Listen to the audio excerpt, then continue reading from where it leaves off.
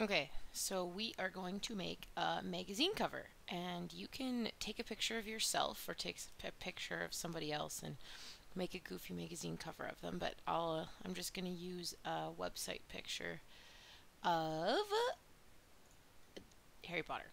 That's my go-to examples. So opening up Photoshop, we want to go File, New, and we're going to make this letter-sized paper. So we're going to go to Print, click Letter. Awesome, everything is good here, and hit Create.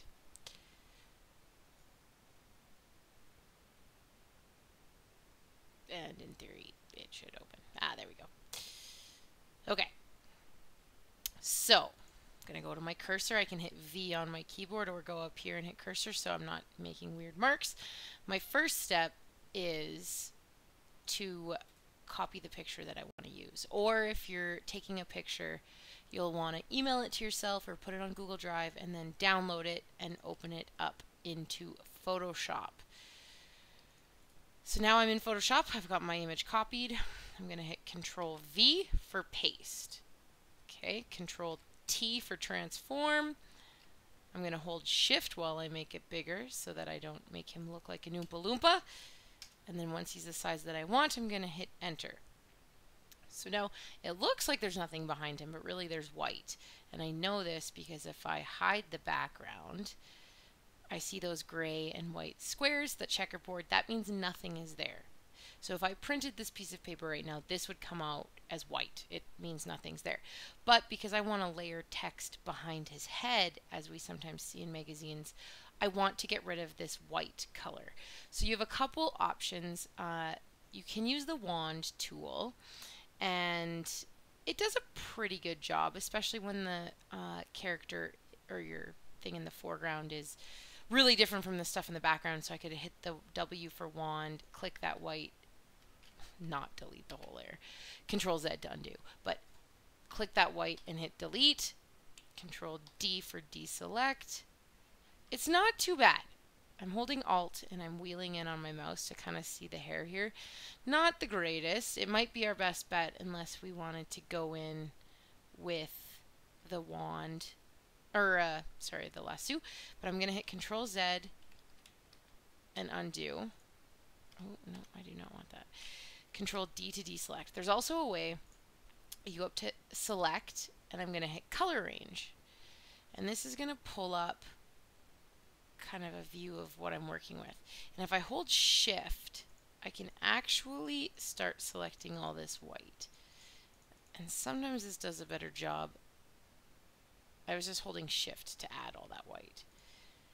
So now you can kind of see all this white is selected, but because it was picking a color range, I should have changed the tolerance and made it so that it knew the difference between his face and the skin. But at this point I can hit E for eraser.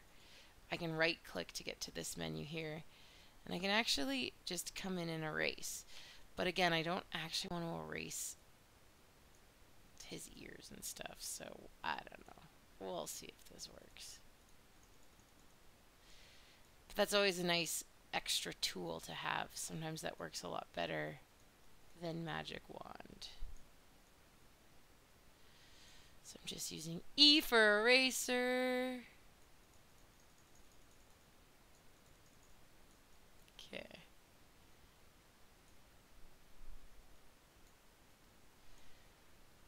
Perfecto. So now at this point I'm going to hit Control D to deselect. I'm going to hit W for wand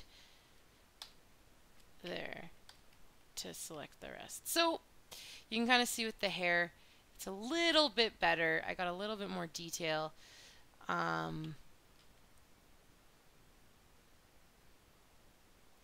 And the reason, so this is a way to do it, but unfortunately, so if I accidentally, so here, for his ear, I erased some of his ear. How do I get that back?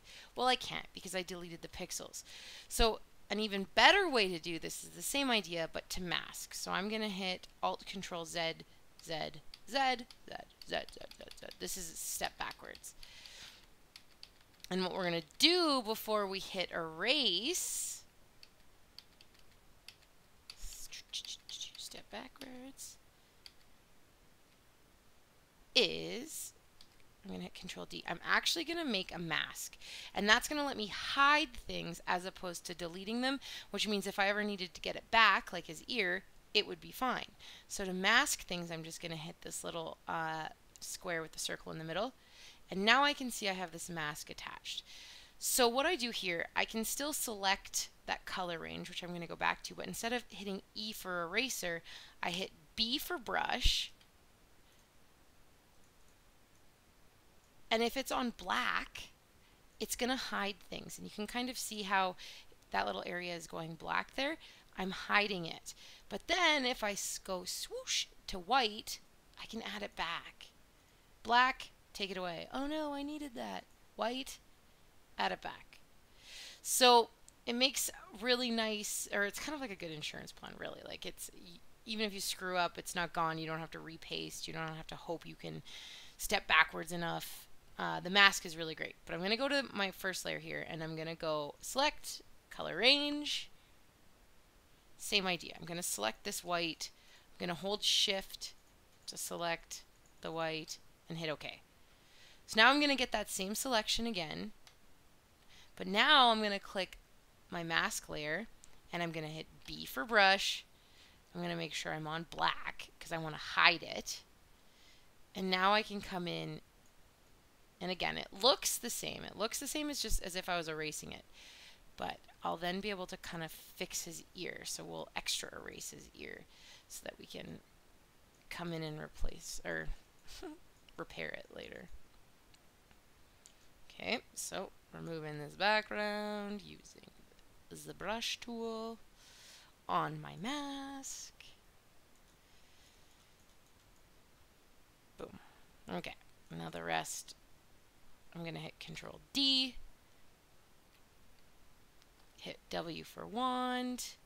Ooh, it's on my mask. Go to that layer, hit W for wand. Go to this, hit B for brush. I was making my brush way bigger so that we're not wasting 8 years removing the background. Okay. I right click to get to this brush menu. So now I want to deselect, so that's Control D, and let's hold Alt and zoom in, and oh my gosh, we got rid of his ear. That's ridiculous. So I make sure I'm on the mask layer. I'm going to go to my white cursor, and I'm going to start coloring that back in. And then I can go, oh, I added too much. Go to the black brush, I'm going to right click, bring my hardness up. Hardness is like how fluffy the brush is.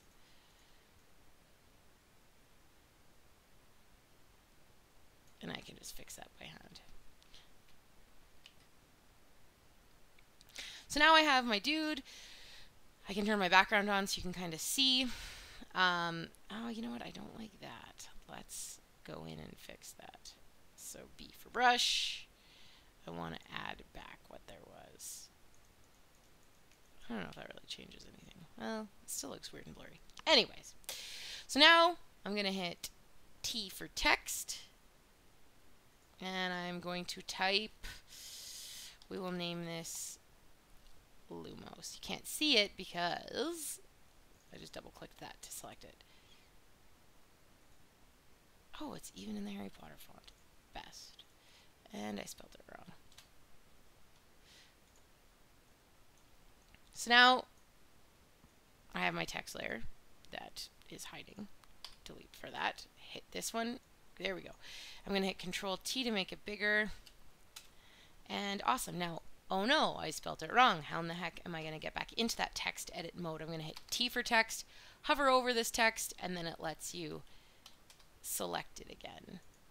Back to my cursor, Control T. Kind of want it maybe like that big. Okay. But now I want his head in front of the words. So I'm actually going to click and drag this layer under the other one so that I have this here. Best. Okay. And then at this point, you can maybe hit T for text and write funny. Article. Article. Can you tell I teach French? Article. Funny. Words. Page 5. change the font, I'm going to double click that, and then up here you can see all your fonts. We'll just use Railway.